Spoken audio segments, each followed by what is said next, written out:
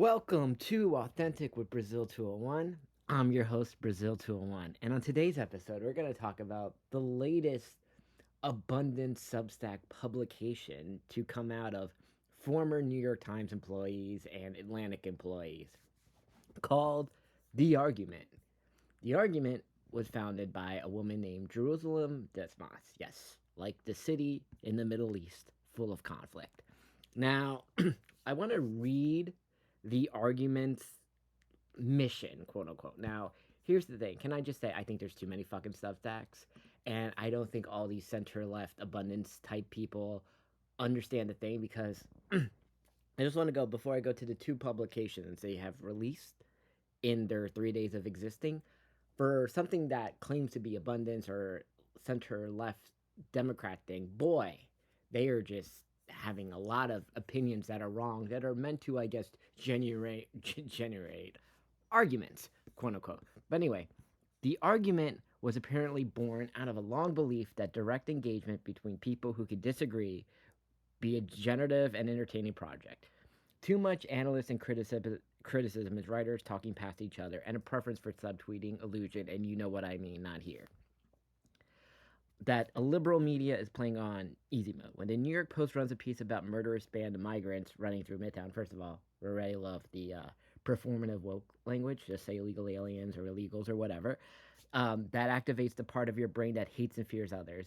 And then when a right wing podcaster interviews men and women on the street about gold diggers and high preferences, that foregrounds any negative experience we've had with opposite genders. I'm sorry. People don't want to bang a gold digger or a fat person or a blue hair vegan or whatever. But apparently, because there's no liberal version of this, they've got to win the attention war. And here's our plan argument. We will not convene just self described political liberals, but with socialists and moderates and libertarians and center right conservatives. I won't agree with everyone we publish, so I doubt they all agree with everything I've said, but we will only publish those who seek truth and facts. Interesting. So they're already going to be like those who believe what their truth and facts are. Now, basically, this means Pod Save Losers, Zoran fans, and the Bulwark. Now, can I just say the Bulwark and the Free Press, which are both center right publications, which I like. I like the Free Press. I'm glad it's worth $250 million, and that Barry Weiss is allegedly going to be head of CBS News or whatever, and they're like meetup things they do. I also like the Bulwark. Now, I do not know why Tim Miller suddenly become a Zoran fan. Like, you could just say you don't like Zoran or Cuomo. Okay, I don't like Zoran, and I will tolerate a Cuomo mayoralty, and I hope Cuomo wins. But anyway, they've taken a lot of people from uh, cast-offs of the New York Times and the Atlantic, right? Matt Iglesias, Matt Brunin, Derek Thompson, of course, the Abundance people, Rachel Alberta. They also took the split ticket people to do their in-house political analysts and their polling. And I like the split ticket people. I think they're very good at their job in terms of polling and understand how to do modern polling because they were right on the money with a lot of things. I am a fan of the split ticket people. The guy who funded or created Split Ticket is not a fan of me because we had a disagreement about the H1B visa nonsense. Because I do think that the MAGA base was actually correct on that. The whole importing people from third world countries to code and replacing American workers is a fucking problem. Okay, that's a real thing. I'm not a coder, but it's very obviously that the coders are very pro H1B visas for whatever fucking reason. Okay, and this is the whole debate within all of this fucking arguments. But look, they're very good at their polling job. The other thing is, so they've had two articles that have come out now in their 3 days of existing. One was a thing against UBI saying giving money helped less than I thought it would. Now, I don't know if you know this, but we are about to be in the next 3 years in a world where AI is already destroying entry level jobs. And I understand this is the argument that jobs give people purpose. How do we fix the purpose? And it can't just be giving people money, but there has to be also a thing that if people are not going to be able to get new jobs because of AI and this rapid space of fucking automation, a version of UVI or a dividend or whatever the way you want to fucking say it is going to be necessary. This is so dumb.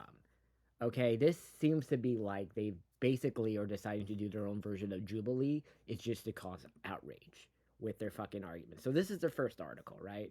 Is that giving people money helps less than I thought it was, right?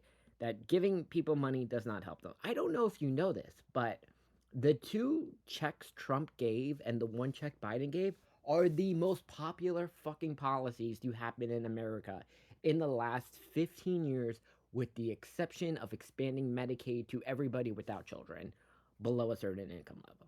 You do realize that, right? So, yes, giving people fucking money helps them.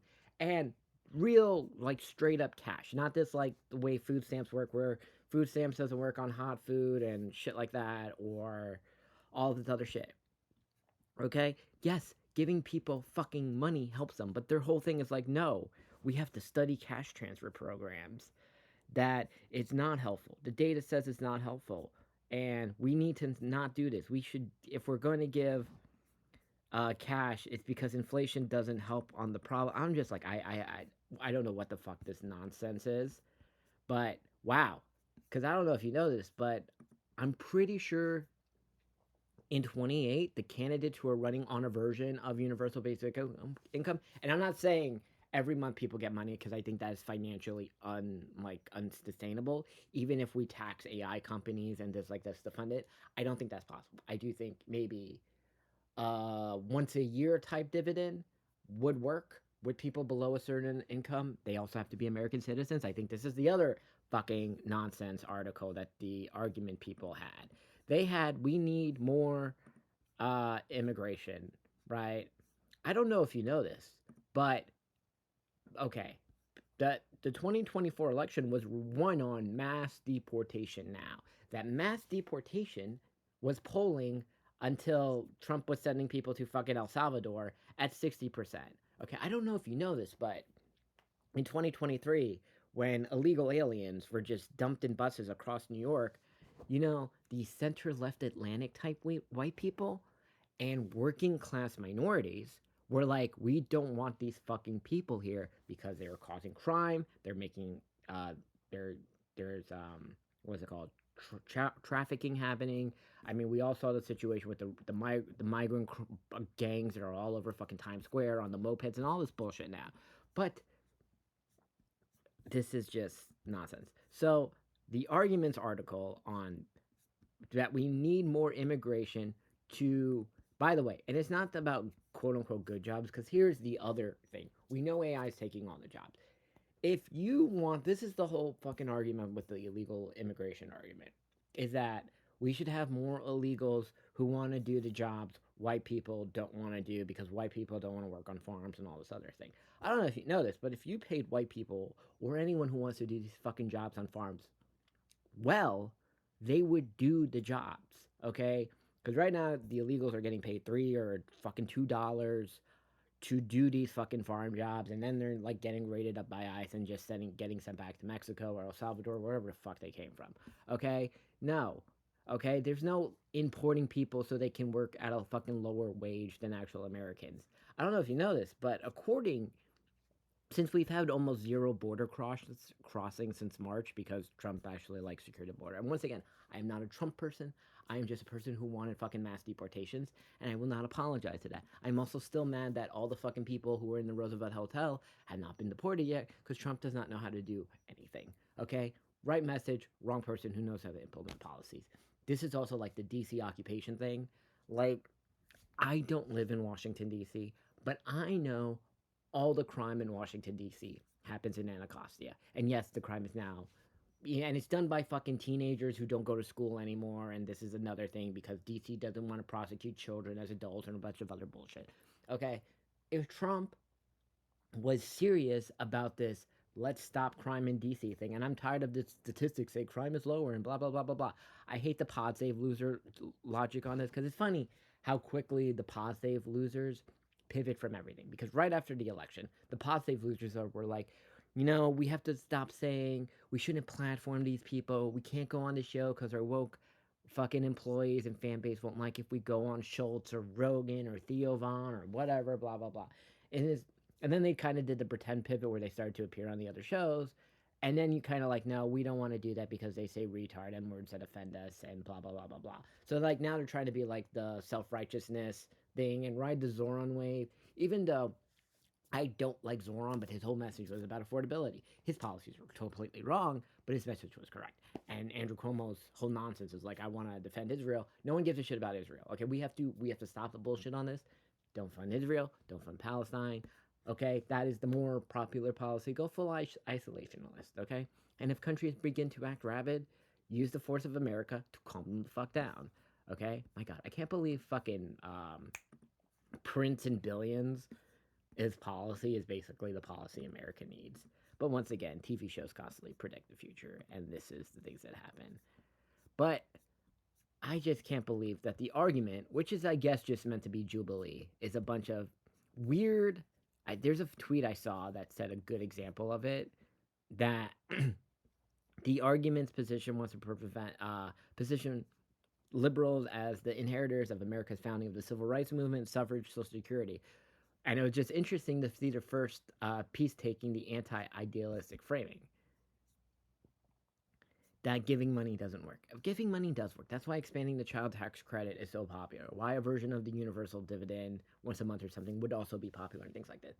It seems to be like the abundance dorks and their pivot is quite, you know, a thing. Also, I'm just like looking at the columnists and I'm like, these seem like people who they're not Zoran people, but they'll tolerate Zoran now. But they were clearly like Brad Lander type people for the ones that live in New York, and this giddy optimism of like Brooklyn Bushwickism without the like woke. I love Palestine as the most important country ever, which by the way is also like whatever. Listen, you can be like yeah, there's a genocide, fine, but also like I don't care.